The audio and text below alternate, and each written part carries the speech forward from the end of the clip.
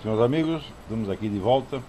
Como sempre, começamos invocando a Santíssima Virgem Maria, o Santo Padre Pio de Pietrelcina, para que roguem a Deus que nenhuma injustiça se cometa neste programa. Eu quero, antes de tudo, avisar do lançamento do livro do filósofo americano Peter Kreeft, Sócrates encontra Marx. É um diálogo imaginário dos mais interessantes que você pode imaginar. Lançamento pela Vide Editorial. O livro está à venda na livraria do seminário e os alunos do seminário têm 10% de desconto. Em segundo lugar, também quero avisar que aqueles cursos que eu tenho proferido aqui em Colonial Heights desde 2005 estão agora à venda. Podem ser descarregados do site do seminário de filosofia.org. Por enquanto estão lá os cursos Conceitos Fundamentais da Psicologia, Raiz da Modernidade, Conhecimento e Moralidade, e logo em seguida vai entrar também o Consciência de Imortalidade e os demais cursos. Nós não pudemos cobrar muito barato para não fazer uma desfeita às pessoas que atravessaram o oceano com grande sacrifício para vir aqui assistir os cursos pessoalmente.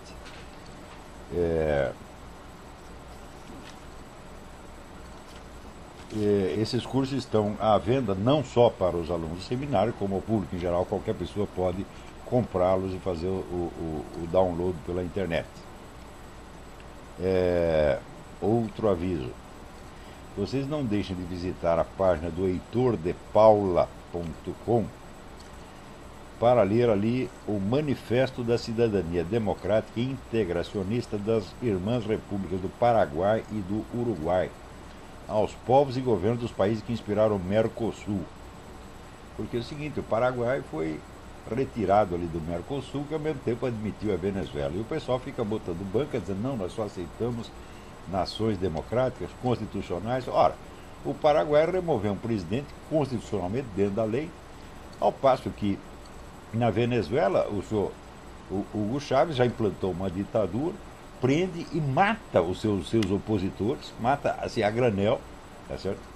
E eles acham que isso é muito democrático. Então, bom, não vamos nem comentar a hipocrisia dessa gente, que já passa do limite da hipocrisia humana. É psicopatia mesmo, quer dizer, é absoluta insensibilidade à diferença entre o bem e o mal, entre verdade e falsidade, né?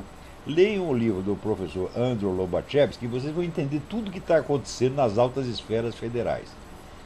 O retrato que ele dá do psicopata na política é a descrição perfeita do que está acontecendo no Brasil. Então, você verá, esta semana chega aí uma notícia de que uma análise feita pelo Carlos Góes, foi publicado, deixa eu ver, não sei onde foi publicado. No Jornal Valor, mostrando o seguinte: por todas essas greves de funcionários públicos, etc., sempre reclamando que estão ganhando mal, no entanto, o salário dos funcionários públicos tem aumentado formidavelmente, muito mais do que de qualquer outro setor da população trabalhadora no Brasil. Então, prestem atenção, se eles estão melhorando, né, estão ganhando mais, estão tendo mais vantagem do que o restante da população, por que fazem tanta greve? A resposta: precisamente por isto, né? Greves, quando são dirigidas politicamente, e essas obviamente são, porque todo o nosso funcionalismo público está aparelhado pelo próprio PT, tá certo? Elas são parte do movimento revolucionário, o qual tradicionalmente aparece, cresce, se desenvolve e sai vitorioso, não quando o país está na miséria, mas justamente ao contrário, quando a prosperidade, tá certo? Ou pelo menos a prosperidade daquele setor, né, criou uma classe média ascendente que já não se conforma simplesmente em ganhar bem, mas quer poder político. Ou não alcança na sociedade aqueles altos postos dos quais ela se julga merecedora, né? Por exemplo, no funcionalismo público, todo mundo sabe que ali só tem chefe, né? Ninguém quer ser realmente um funcionário, todos querem ser o chefe. Não tem lugar para todos na chefia. Eles ficam revoltadíssimos e começam, né, a fazer esses movimentos. Agora você imagina, para um sujeito que é funcionário público, um Barnabé, como se chamava antigamente, que é, sei lá, um escriturário, um faxineiro de repartição, e e que ao mesmo tempo tem uma carteirinha do PT, você imagina a incongruência desta situação. Ele, enquanto militante do partido que nos governa, tá certo? Ele é um membro da elite. A militância, em comparação com o povão, é elite, evidentemente, é elite governante. É como você tem carteirinha do Partido Comunista na ex-União Soviética, ou do Partido Nazista na Alemanha do Hitler. Então, ele é um sujeito importante, mas na hierarquia funcional, ele está lá na rabeira da cadeia alimentar. Eles, como eu, que sou um militante, um cara que estou fazendo história, que estou construindo o futuro desse país, fico aqui limpando privada. Isso é uma humilhação, não pode aceitar jamais. Então, vamos dizer, é o processo de ascensão incompleta que cria aquele fenômeno que eu chamei a burocracia virtual. Quer dizer, ou seja, não tem lugares para todo mundo na burocracia estatal, e dentro da própria burocracia estatal não tem lugares bons para todo mundo. E isso, então, inspira a esses sujeitos um espírito de revolta. Eles se sentem injustiçados. E quanto mais ganharem, quanto mais subir na sociedade, mais injustiçados vão se sentir. Por quê? A partir da hora que a mentalidade revolucionária entra na cabeça do sujeito, a ambição não tem limites por definição. Onde vai acabar o processo revolucionário? Quando vai chegar ao ponto em que tudo vai estar em ordem, tá certo? E não precisa mais haver revolução? A resposta é nunca. Né? Enquanto todo cidadão não for um John D. Rockefeller, não estará bom. E quando ele for o John D. Rockefeller, ele vai pensar assim, mas eu com todo esse dinheiro, eu só vou viver uns 90 anos, isso é injusto, eu vou fazer protesto para que a medicina incomprida a minha vida para 500 ou 600 anos, ou coisa desse tipo. Não é isso? Pois em Nova York, uns 10 anos atrás, mais ou menos, o movimento gaysista não fazia passeatas de protesto contra a classe médica por não ter descoberto a cura da AIDS? Isso quer dizer que a cura da AIDS não era assim uma conquista científica, não, era um direito. Você já tem direito à cura da AIDS antes de haver cura da AIDS. E se a medicina não atende, ele fica louco da vida. Isso é mentalidade revolucionária, gente.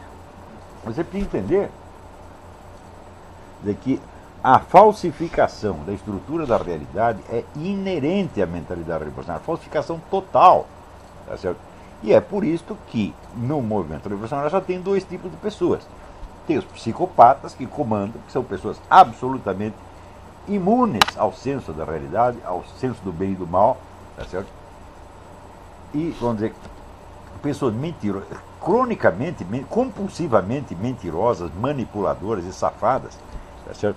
E você tem a massa dos militantes que não são psicopatas, mas que adquirem uma sintomatologia histérica pelo fato de se deixarem conduzir por psicopatas. Então essa articulação de psicopatas e histéricos, isto aí é a totalidade do movimento revolucionário.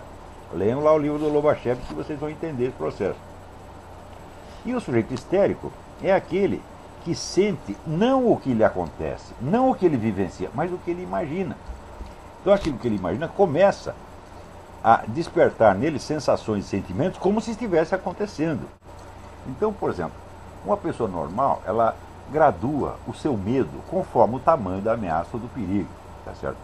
Então, por exemplo, se vê uma pessoa querer bater em você, você fica um pouco de medo. Mas se vê um sujeito armado querendo te matar, você fica com mais medo. Se você vê um cachorro latindo, você fica um pouco de medo. Se você vê um tigre rosnando, você fica com mais medo. O histérico não. Ele gradua o tamanho da ameaça pelo medo que ele está sentindo. Então, se ele está sentindo muito medo, a ameaça deve ser maior. E assim por diante. Tá certo? E isso explica por que, por exemplo, tantas pessoas de classe média e alta se sentem membros do proletariado e do povo sofredor. Eu me lembro da ex-governadora do Rio de Janeiro, Benedita da Silva, que ela estava no topo da hierarquia estadual, era governadora, e ela ainda se sentia uma pobre favelada discriminada. Vocês viram, nas últimas semanas do governo de Hitler na Alemanha, que era um homem onipotente, que ele podia mandar o pelotão de fuzilamento metade do país, ele se queixava, falava, ninguém me obedece nesta merda, eu não tenho poder nenhum. É assim, gente. Esses caras são loucos mesmo. Quem não é psicopata, que é de nascença, é histérico porque se torna histérico por impregnação do ambiente também histérico, onde todo mundo confirma a fantasia do desgraçado, tá certo? E ele se sente muito bem tá certo? Se sente muito realista dentro da sua imaginação, né? Também, olha, esta semana aconteceu aqui aquele negócio do atirador que entrou num templo sikh e matou lá um montão de pessoas, tá certo? E logo apareceu a coisa, não, ele é um cara, ele é um homem white supremacista, um supremacista branco, racista, tá certo? Um homem, portanto, pertencente à perigosa extrema-direita, embora ninguém tenha dito se ele pertence a alguma organização. Ele parece que é o supremacista branco, né? Produção independente, que nem mãe solteira, ele faz sozinho, é o bloco do eu sozinho, tá certo? Ele criou lá uma direita, né? Então, o sujeito que faz uma coisa dessa por conta própria, sem conexões com organizações terroristas, é evidentemente louco, e louco não tem posição política, louco tem fantasia, tá certo? Aí é clinicamente louco, não é histérico, não. Não é nem histérico e nem psicopata. Psicopata é um cara que nasce assim, tá certo? E psicopata não é louco de jeito nenhum. É um sujeito espertíssimo e que só é deficiente do ponto de vista da consciência moral. Mas a consciência intelectual, o conhecimento das coisas, ele tem perfeito. E às vezes tem até mais capacidade social do que a pessoa normal. Então, psicopata é uma coisa, psicótico é outra, histérico é outra ainda. Então, este assassino, ele evidentemente é psicótico, tá certo? Agora, não esqueçam do seguinte: organizações de tipo neonazista, extrema-direita, etc., são sempre suspeitíssimas. Vocês não lembram do atentado contra o Papa João Paulo II? Que todo mundo dizia, não, o cara é um ativista de extrema-direita pertencente a uma organização neonazista chamada Lobos Cinzentos. Isso saiu na mídia inteira. Mais tarde se descobriu que tudo tinha sido tramado, tá certo? Pelo serviço secreto, por agente do serviço secreto búlgaro, instruídos de longe pelo Markus Wolf, que era o chefe da polícia secreta da Alemanha Oriental. Isso está tudo no livro da Claire Sterling, Tempo dos Assassinos, muito bem pesquisado, tá certo? E acho que a prova cabal está dada ali.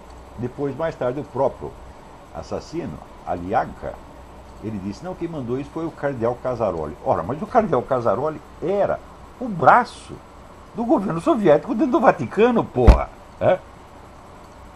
Então, em vez de desmentir, confirmou. É? Então, não sei se foi os Casaroli ou não, ou se eles decidiram, né, como dizer, queima a reputação do Casaroli para salvar a nossa. Pode ser. Mas falando nisso, eu vou ler para você um artigo que eu acabei de mandar para o Diário do Comércio que tem muito a ver com isto. Né? Chama-se Credibilidade Zero. Então, praticamente tudo o que se lê na mídia brasileira sob o rótulo de análise política não passa da elaboração apressada de fatos que o comentarista extraiu da própria mídia. É a imagem popular do mundo maquiada na linguagem do manual de redação. Nada mais. Não é uma coisa séria. É show business, é diversões públicas, é circo. Não existe para orientar o leitor, mas para mantê-lo satisfeito com o estado habitual de desorientação no qual ele se sente informadíssimo e repleto de certezas. A análise política séria supõe informações ao nível dos melhores serviços de inteligência. Não é informação do jornal, porra. Trabalhadas por uma consciência longamente adestrada na meditação da história, da filosofia e da ciência política. Isso está tão acima das possibilidades do comentarista vulgar que, confrontado com algo do gênero, o infeliz se sente perplexo ante o inusitado e reage com aquela típica irritação neurótica da burrice humilhada. Em tal circunstância, exclamações de teoria da conspiração emergem da sua boca quase que por reflexo condicionado. Rotular uma ideia de teoria da conspiração não é refutá-la, é apenas xingá-la. Xingar é o que você faz quando chegou ao último limite da sua capacidade e não conseguiu nada. Favor não confundir xingamento com palavrões humorísticos usados para fins de sátira nos momentos apropriados, exatamente como se faz neste programa. Diagnósticos de paranoia, de visão delirante, aos quais também muitos recorrem nessas ocasiões, só valem quando embasados em algum conhecimento de psicologia clínica, que invariavelmente falta a quem usa desses termos como descarga de um sentimento de inferioridade insuportável. Não por coincidência, análises sérias, tão escassas nas páginas de política, não faltam naquele setor especializado do jornalismo que se dedica à economia e aos investimentos. O melhor colunista do Brasil da área da economia. É que o público dessa seção é exigente, conhece o assunto, paga bem e quer opiniões sólidas. Não é um bando de sonsos em busca de alívio. Nenhum empresário ou investidor aceitaria como analista econômico um amador que tivesse como única ou predominante fonte de informações a própria mídia popular na qual escreve. Mas o amador assim descrito é a própria definição do que se entende por analista político no Brasil de hoje. É um sujeito que não conhece os clássicos da filosofia política, não lê revistas científicas da sua área, não tem a menor ideia de como funcionam os serviços secretos dos diversos países, não pesquisa fontes de informação discretas e, enfim, acredita que o mundo é realmente como sai na mídia. Pratica, em resumidas contas, aquilo que um jornalista de verdade, Rolf Kuntz, chamava de autofagia jornalística, e escreve nos jornais aquilo que leu nos jornais. Quando digo que isso é praticamente tudo e não tudo, é porque, descontados 2 ou 3 sobreviventes do jornalismo às antigas, há ainda um segundo grupo de exceções notáveis. São os desinformantes profissionais ou agentes de influência, pagos por organizações partidárias, por governos estrangeiros, por elites bilionárias ou por organizações revolucionárias internacionais, fontes que às vezes se mesclam e se confundem. Mentem mais que a peste, mas mentem com método, segundo um plano racional, às vezes sofisticadíssimo, que o analista habilitado discerne nas entrelinhas e que é, por si, informação fidedigna, às vezes da mais alta qualidade. Esses profissionais da desconversa são raros, mas não inexistentes na mídia nacional. É preciso muita prática para distingui-los da massa dos seus papagaios e clones, que aceitam as mentiras deles por hábito e as repassam por automatismo. Quando uma informação falsa se tornou domínio público, é quase impossível rastrear-lhe a fonte, a qual só aparece, quando aparece, na rara hipótese de um agente arrependido dar com a língua nos dentes, quase sempre 30 ou 40 anos depois de a coisa ter perdido toda a importância estratégica. A ocorrência desses casos permite medir a confiabilidade média do jornalismo político, quase matematicamente, pelo tempo decorrido entre o engodo inicial e o reconhecimento público do engano, quando o autor da façanha ou a revelação de documentos reservados finalmente fornece à classe jornalística os meios de corrigir-se. Por exemplo, a onda de pânico da mídia europeia ante a ameaça neonazista na Alemanha cessou quando, com a reunificação do país, os documentos da Stasi vieram à tona, mostrando que os principais movimentos neonazistas na Alemanha Ocidental e até alguns nas nações vizinhas eram fantoches criados e subsidiados pelo governo comunista da Alemanha Oriental para despistar operações de terrorismo e assassinatos políticos. O atentado ao Papa João Paulo II foi um caso típico. Leiam The Time of the Assassins, de Claire Sterling, e Le KGB au cœur du Vatican, de Pierre et Daniel de Vimarest. E no Brasil? Foi em 1973 que o ex-chefe da inteligência soviética no Rio de Janeiro, Ladislau Bittman, confessou ter sido, em 1964, o inventor e disseminador da lenda de que o golpe militar fora tramado e subsidiado pelo governo americano. Como, decorridos 28 anos da revelação, ninguém na mídia tupiniquim desse o menor sinal de desejar corrigir o engano geral, escreveu um artigo em Época para lembrar aos colegas que antes tarde do que nunca. O artigo está lá na minha página. Mais 11 anos se passaram desde então, e até hoje a conversa de que o golpe começou em Washington ainda reaparece nos nossos grandes jornais, a intervalos regulares, no tom de verdade consagrado.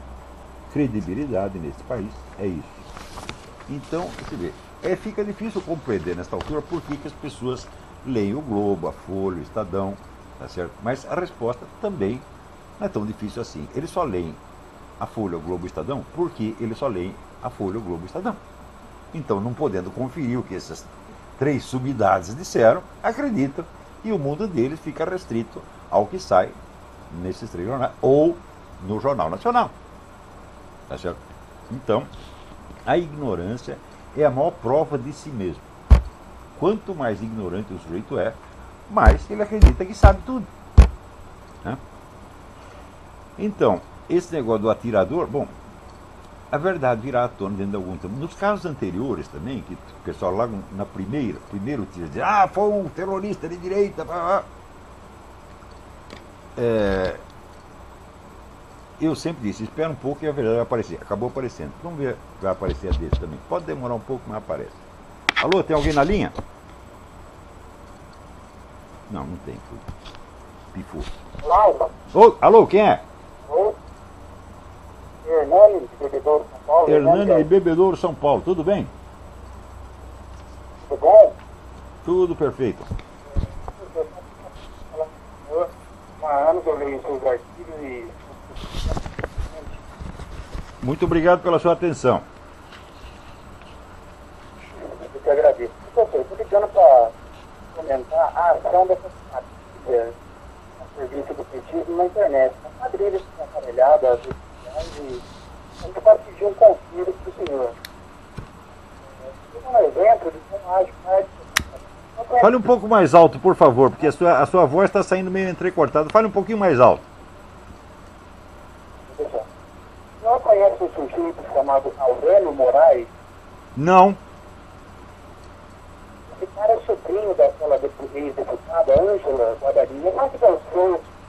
Sei, aquela que dançou no Mensalão, viva o Mensalão. Que dançou lá no plenário. E eu vou dar um exemplo para o senhor. Esse cara, ele age em várias redes sociais, blogs, internet, ele é muito ativo naquele grupo, Olavo de Carvalho nos odeia. Muito interessante. Pois é, o pessoal do PT, né, agindo até quando a gente não mais espera. Um amigo meu denunciou essa situação. E esse pessoal do serviço do Aurélio Moraes, eles estão fazendo campanha no Facebook, nas comunidades, até ali no perfil do Facebook, difamando, ridicularizando a minha fé católica, inventando mentiras, e tudo seguindo. E antes dessa decisão, eu recusei ao meu advogado, eu funciona e mostrou um processo contra ele. Eu perguntar para o senhor acha disso? Acha que realmente houve um processo contra esse pessoal ou não? Eu acho que sim, eu acho que sim. Se você foi realmente ofendido, se espalharam mentiras contra você, tá certo? Se cometeram crime de injúria, calúnia, difamação, você deve ir em cima mesmo. Mesmo, né? Ridicularizando a minha fé cristã, inventando mentiras, me perseguindo, tentando ali no perfil através de denúncias em massa. É assim que esse pessoal age, né?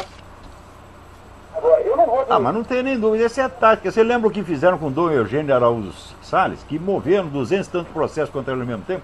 Um assédio judicial de modo a impossibilitar a defesa. Esse pessoal, bicho, eu estou falando, são psicopatas. Os de cima são psicopatas e os de baixo são histéricos que os seguem.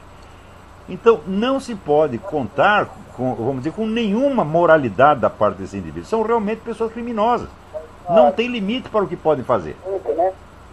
Na internet. É uma quadrilha virtual, né? Uma quadrilha criminosa, né? Agora, eles sempre foram assim. Agora, o que de fato me incomoda não são eles, porque eles são assim. Bandido é bandido, bandido vai agir dessa maneira sempre.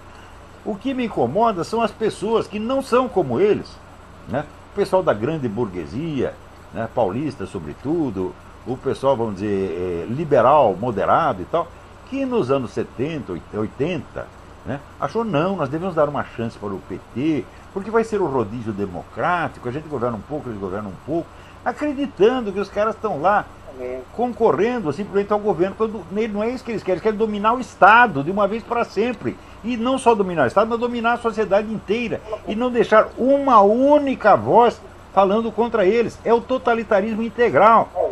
Mas isso eu já sabia disso 30 anos atrás. Agora não adianta avisar, porque no Brasil qualquer sujeito que receber um dinheiro do pai acha que é um sábio. Então eu falava com o empresário, com, né, às vezes até altos oficiais das Forças Armadas, e eles, não tem perigo, isso é paranoia sua. Tem gente que até hoje acha que é paranoia.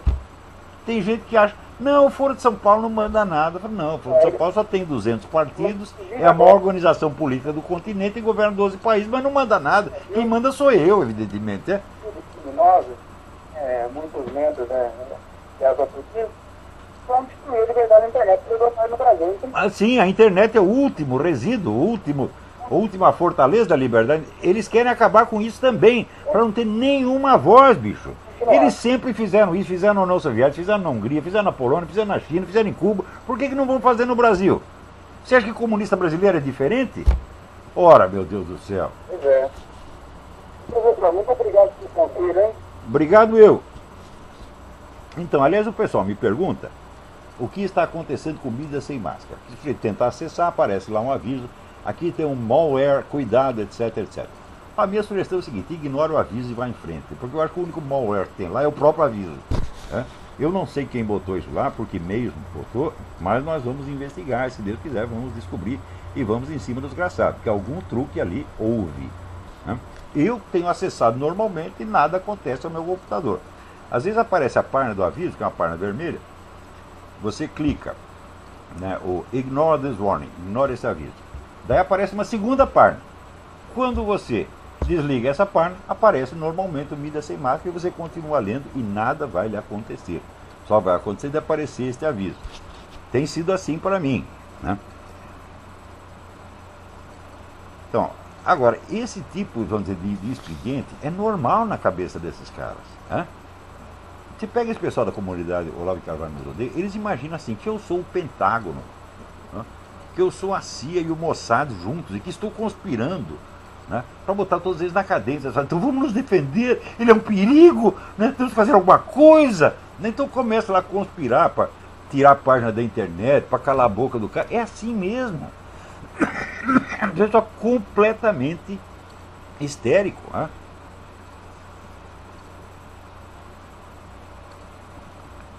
E se você conta, não, nós devemos concorrer com eles democraticamente, eu digo, não é possível, meu filho.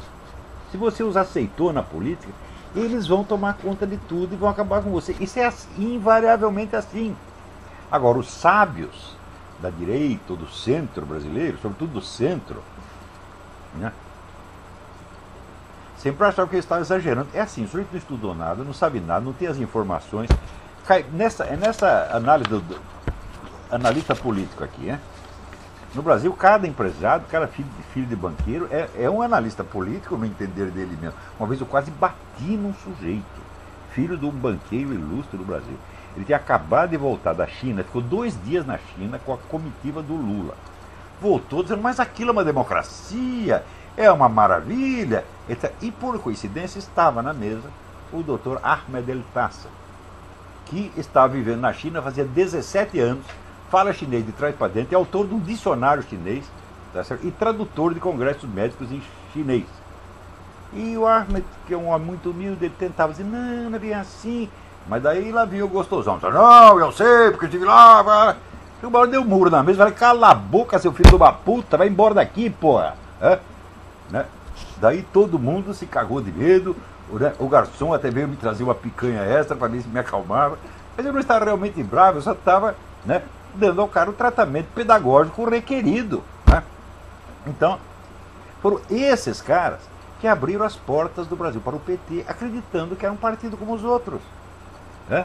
E, sobretudo, acreditando que era Lula mudou. Né? Muito bem, então, é claro, a liberdade de imprensa no Brasil, a liberdade de opinião, está praticamente extinta. Você pode, no máximo que você pode falar contra o governo, é acusações de corrupção. Ora, acusações de corrupção eram permitidas até dentro do Partido Comunista da União Soviética, porque não tem conteúdo ideológico. Então, todo esse pessoal da direita e do centro se castrou ideologicamente e sobrou, então, o quê? Denúncias de corrupção. Ora, denúncias de corrupção a gente fazia contra o governo militar, no tempo do governo militar, porque não podia discutir política, então a gente... aqui o chefe do departamento tal roubou, não sei o quê. Né? Peraí, tem alguém na linha. Alô? Alô? Sim. Olá, avô. Boa noite. É Paulo de São Paulo? Paulo, tudo bem? Tudo ótimo, Olavo. Eu gostaria de saber como é que se insere a defesa do aborto dentro dessa lógica revolucionária. Porque a impressão que eu tenho é que é feita uma série de reivindicações, uma lista delas, não tem pé nem cabeça, eles acabam por contrariar a moral, as crenças populares, e aí eles começam a defender Aí. Olha, todo e qualquer movimento reivindicatório, progressista e de protesto que tem no mundo, todos, sem exceção. Isto vem tudo programado e planejado desde a elite globalista, tá certo? E o resultado é sempre aumentar o poder dessa elite, minando a soberania nacional. O resultado é sempre este. Por exemplo, a questão do aborto. Você sabe que a família Rockefeller, há quase 100 anos, tem uma obsessão com o controle de natalidade. Eles querem diminuir a população mundial de qualquer maneira. Tá certo? Então, isso quer dizer, se você quer fazer uma ONG abortista, logo aparece dinheiro da Fundação Rockefeller, da Fundação MacArthur, da Fundação não sei o quê, papapá. Agora, se você quer fazer uma coisa contra o aborto, meu filho, não é que você não tem financiamento. Você perde o seu lugar na universidade, a sua carreira está acabada. Então, as pessoas acham, dizer, o leitor de jornal, que acredita em jornal, acha que tudo acontece por coincidência, é tudo espontâneo, né? Então, é uma maravilha, é o que eu chamo, em vez da teoria da conspiração, é a teoria da mera coincidência. Tudo acontece por mera coincidência. Ninguém planejou, ninguém tomou decisão, ninguém fez o orçamento, ninguém fez um plano de ação. Então, é incrível que as pessoas acreditam nessa história da carochinha. Como é possível acreditar, vamos dizer, que ações que se desencadeiam simultaneamente em escala mundial aconteceram por coincidência? É o espírito da época, pipocou a ideia aqui e acolá. Só que quando você vai rastrear de onde veio o dinheiro que financia todo esse movimento, vem sempre das mesmas fontes, né? Então é assim. Agora, o conteúdo moral da coisa, que as pessoas tanto discutem, que tanto choca os católicos, protestantes, ele não tem em si a mais mínima importância, meu filho, né? O que importa, vamos dizer, são mudanças estruturais que aumentem o poder, vamos dizer, da elite revolucionária local e mundial. É isso que está em questão. Agora, você fica discutindo a questão moral, é diversionismo, porque você está alimentando um debate lateral em vez de denunciar o esquema de como funciona. Não quer dizer que essa questão moral não tem importância, tem importância, mas não tem importância estratégica nem tática dentro do jogo político. Você pode ganhar a discussão com eles no terreno moral e vai perder do mesmo jeito no terreno político. Por quê? Por exemplo, se a totalidade da população é contra uma medida que eles estão propondo, eles ou saltam por cima, tá certo, da opinião pública e do próprio aparato legislativo, então legislando por meio de decretos, portarias, etc, indiretamente, tá certo? Ou então fazem como fizeram na Europa, né, com o famoso Tratado de Maastricht. O primeiro plebiscito não deu, a gente faz um segundo, e faz um terceiro, e faz um décimo, faz um 20º. E quando finalmente o povo, por cansaço, acabar votando na gente, é o plebiscito definitivo. Então, eles têm todos os meios de burlar todas as legislações, todas as democracias. Você vê, as democracias existem em escala nacional, mas os poderes que nos governam são de escala transnacional. Tanto poderes econômicos quanto poderes estratégicos gerais, são todos de escala multinacional. Então, as nações não têm como lidar com isso, são feitas de trouxa. Como, por exemplo, o Foro de São Paulo. O Foro de São Paulo tem lá partidos de 20 nações. Você bota um chileno para atuar na Argentina, um argentino para atuar no Brasil, o brasileiro para atuar na Venezuela, etc, e os caras sempre acabam escapando das malhas da lei, porra. Você vê, o sujeito comete um crime num país, ou comete um crime na Itália, ele vai correr para o Brasil. No Brasil, o governo recebe de braços abertos. Cometeu um crime na Venezuela, a mesma coisa. Na Colômbia, a mesma coisa. Então, a estrutura de poder atual não coincide com a estrutura dos estados, meu Deus do céu. Muito menos dos governos. Mas, para perceber isso, você tem que ter estudado um pouco. E esse pessoal não estuda nada. Então, eles continuam analisando as situações como se fosse uma democracia nacional em pleno funcionamento, e diz não está acontecendo nada.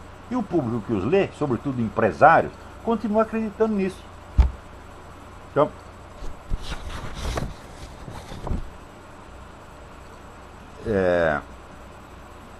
olha aqui, como esse pessoal é trouxa.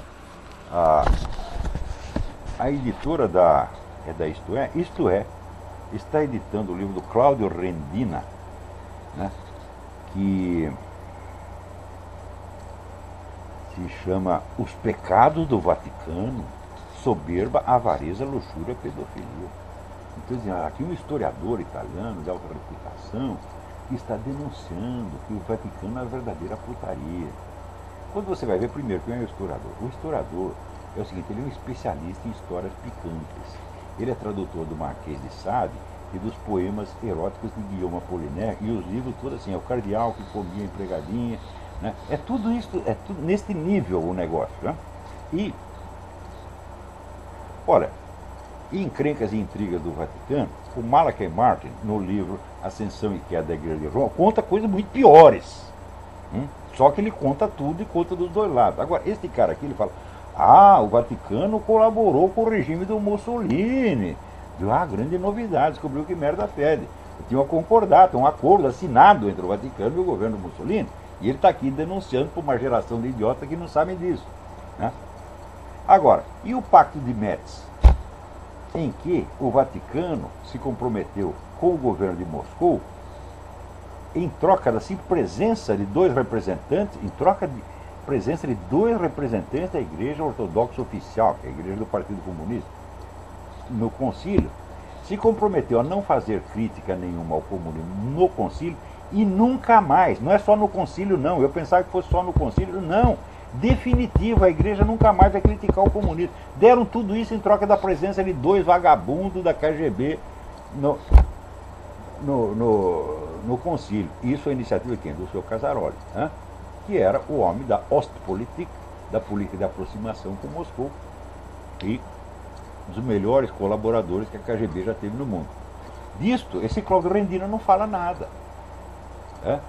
Também não fala nada da colaboração interna de padres, bispos e cardeais a soldo da KGB que facilitaram o atentado contra João Paulo II. Também não fala nada. Então, a credibilidade da Isto É está no mesmo nível dessa coisa que eu falei aqui nesse artigo. Tem alguém na linha? Alô? Vamos lá, Lu? Sim. Aqui é o Cristiano Dolan de Assis, tudo bem? Tudo bem? Eu queria fazer uma colocação. Esse menino que falou agora com você, o Hernani, né? Ele andou falando na internet que as mulheres são infiéis por natureza. O senhor concorda com isso? Como é que eu vou saber? Ele falou assim, ó, as mulheres são infiéis por natureza. A evolução não as moldou de modo a serem inatamente adaptadas. Olha, me parecia o contrário, que os homens é que são infiéis por natureza, né? Ele falou assim, as mulheres no estado original são prostitutas selvagens. Está documentado isso na internet. Bom, Absurdo isso, né? Eu acho que é misoginia isso aí, né? olha, eu não tenho a menor ideia do que é e do que não é. Eu não conheço tantas mulheres assim e, sobretudo, não comi tantas assim.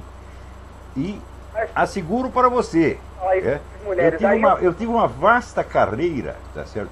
Ele não, de sem vergonha e putanheiro. Porém, jamais comi uma mulher casada. Então eu não tenho experiência na área. Olha, mas tudo bem, né? Mas isso é meio misógino. Mulher casada só a minha mesmo, né? Aí o cara fala assim, as mulheres permaneceriam no estado de prostituta selvagem. Mulher é prostituta selvagem agora, né, Olavo? Bom, não sei, você conteste a opinião dele. Mas não vai boicotar o site dele, não vai fazer a campanha de difamação contra o cara. Discuta com ele primeiro. Mas aí o cara não tem coragem de falar isso no Facebook dele, entendeu? O cara Mas aonde que ele falou então? Boa, né? Onde é que, se ele não falou no Facebook, aonde que ele falou? Ele falou num fórum de internet. Mas se está no fórum da internet é público. Tanto quanto o Facebook.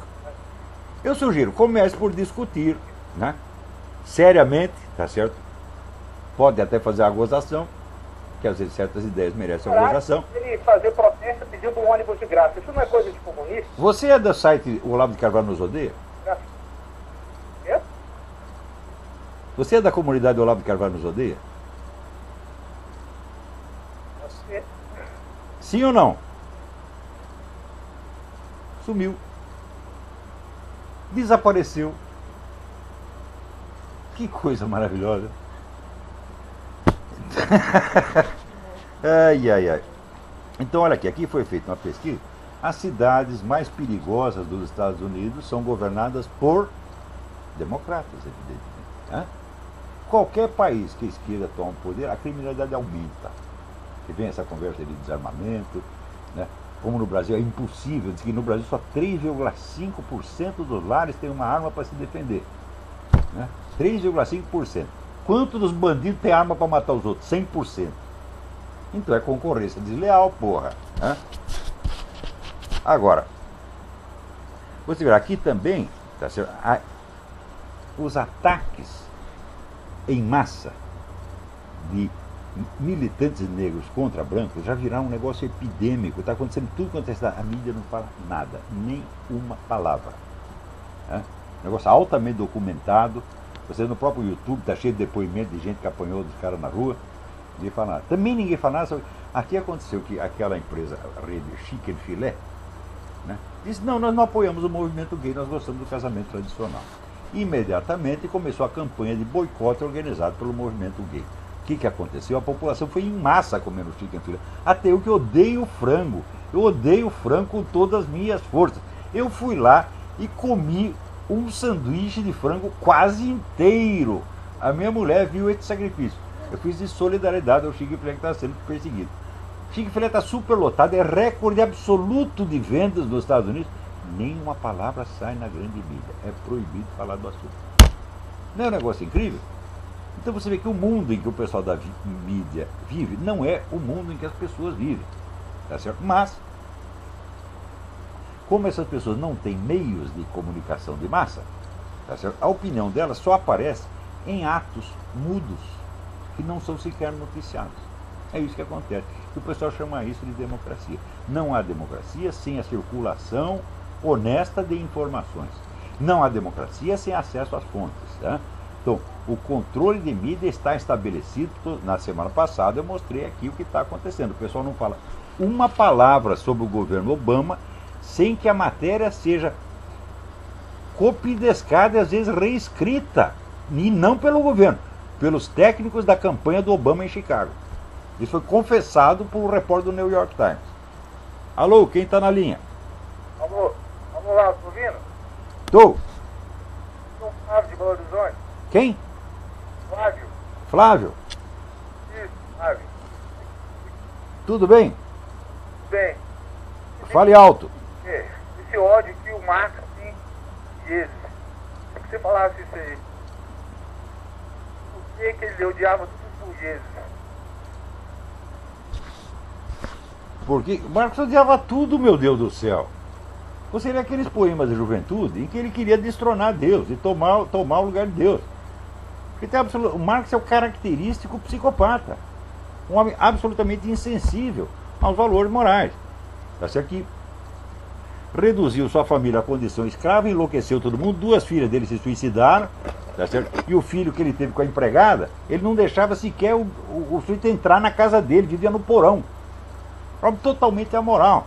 Ele lá está no livro do Paul Johnson, Intellectuals, tem lá um belo capítulo sobre o Karl Marx. Quer dizer, o Karl Marx era um poço de ódio, porra. É? Peraí, tem mais gente na linha? Aí você vê outra coisa que ninguém fala? Aqui o tal do Joe Sandusky, o campeão de pedofilia, traçou sei quantos menininhos, dezenas de menininhos, né? Só menino. O pessoal gay não fala nada. O pessoal gaysista não fala nada. É um caso característico de pedofilia homossexual. O caso mais escandaloso de pedofilia que já houve nos Estados Unidos. O cara foi condenado. Tá certo? E o pessoal gaysista não fala nada. Agora, aqui você veja. O Obama tem um plano aqui de transformar as Forças Armadas em trabalhadores sociais para combater o quê? O aquecimento global.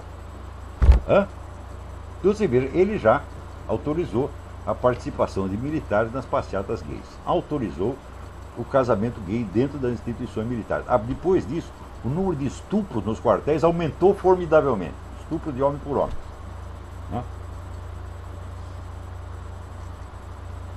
E cortou o orçamento das Forças Armadas enquanto a China e a Rússia estavam multiplicando. Está tentando proibir o voto dos militares no estado de Ohio, que é um estado decisivo para ele, na eleição. E agora é esta. Nós não vamos mais combater inimigos militares, nós vamos combater o aquecimento global. Você imagina, agora, os soldados lá cuidando de esverdear o mundo. Claro que isso é total desmoralização, porra. Aliás, falando em estupro, na química, o Dr. Paulo Ghirlandelli afirma que uma mulher não pode estuprar outra porque ela não tem um pênis. Ó, Paulo Grado, eu conheço uma moça aqui, até parente minha, que é uma senhora de 1,90 m por 1,90 m, constituída inteirinha de músculos, não é gordura não, porque ela é uma esportista. Eu vou mandar ela ir aí na sua casa, tá certo? Te dar uns tapas, né? Abrir suas pernas à força e enfiar o dedo no seu cu. E daí você vai me dizer que não foi estupro, porra. Hã? Tá combinado? Vamos fazer isso. Se você topa, eu mando ela isso. Eu não vou, né, submeter você a humilhação forçada. Só se você topar.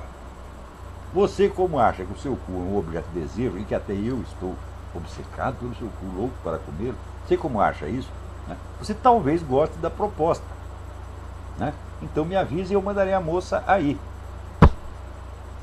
Alô, quem é? Alô? Alô? Ah, Pera, eu não estou ouvindo nada. Está muito ruim essa ligação. você está me ouvindo, professor? Agora sim. Ah, boa tarde, me chamo Christian, Rio de Janeiro, tudo bom? Não entendi o seu nome. Christian, Christian, tudo bem? tudo, olha só, só para voltar um pouco ao assunto aqui, uma réplica sobre o comentário que o senhor fez agora há pouco em relação ao Obama reduzindo o contingente de forças armadas nos Estados Unidos. Olha, realmente, os Estados Unidos estão uma crise econômica bastante séria, mas assim, eu acho que é o seguinte, nesse exato momento, eu andei lendo artigos, a sociedade americana, digamos assim, por exemplo, está obesa, está ultrapassada. O número, por exemplo, de gastos diminuiu, né? Os Estados Unidos estão passando dinheiro para pagar esse negócio. Mas tem bastante dinheiro para financiar firmas falidas, tá certo? De ecologia, produtos verdes. O Obama gasta rios de dinheiro nisso. Mais ainda, né, gasta rios de dinheiro para financiar o próprio funcionalismo público federal. Que aqui você veja, em 37 estados, né, o prestígio do Obama está baixíssimo. Mas ele está alto em Washington, D.C., que só tem funcionário público, e em 13 estados cuja economia depende diretamente do governo federal. Então, para isso sempre tem dinheiro, né? O Obama está gastando dinheiro a rodo com besteira. E outra coisa, ele não diminuiu o contingente da sua armada, diminuiu o orçamento.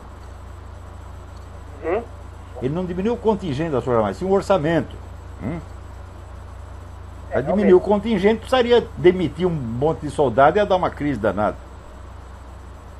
Não, claro, realmente, hoje em dia... Outra coisa, ele gastou um monte de dinheiro para investir na General Motors. A General Motors estava mal das pernas, ele pegou, botou um montão de dinheiro, o governo virou praticamente o dono da General Motors. O que aconteceu no ano seguinte? Os lucros da General Motors baixaram 41%, graças à belíssima administração federal. É só parar de gastar dinheiro nessa bobagem que aparece o dinheiro, né? Outra coisa, é parar de tomar dinheiro emprestado da China. Isso é que está liquidando a economia americana. Olha, você falou um ponto assim, crucial na China. Realmente, os Estados Unidos, né, nesse negócio, por exemplo, de reduzir custos, investiu tanto na China, deixou a China tão poderosa. Mas é isso mesmo. A China foi construída, o poder chinês foi construído todinho com dinheiro americano. Então os americanos construíram o monstro para comê-los.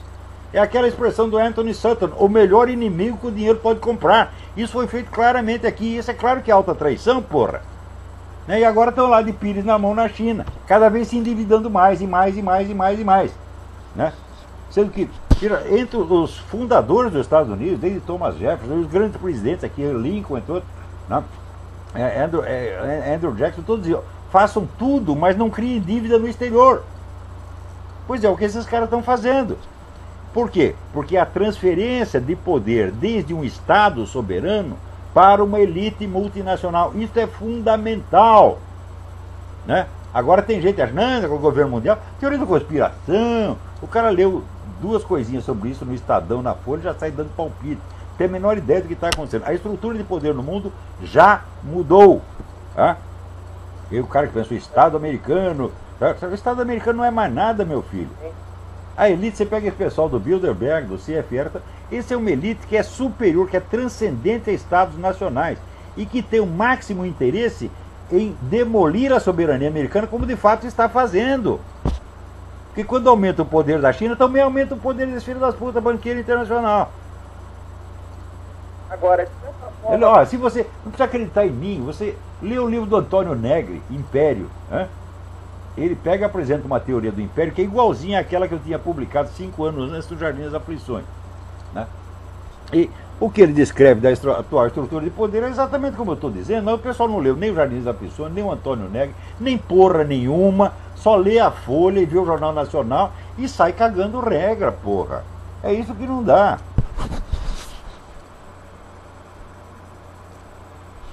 Então, falando nisso, vocês não deixem de ler lá no meu Facebook e no Mídia Sem Máscara, né, o capítulo 5, né, das minhas respostas ao senhor Gustavo Moreira. Ele é um sujeito maravilhoso.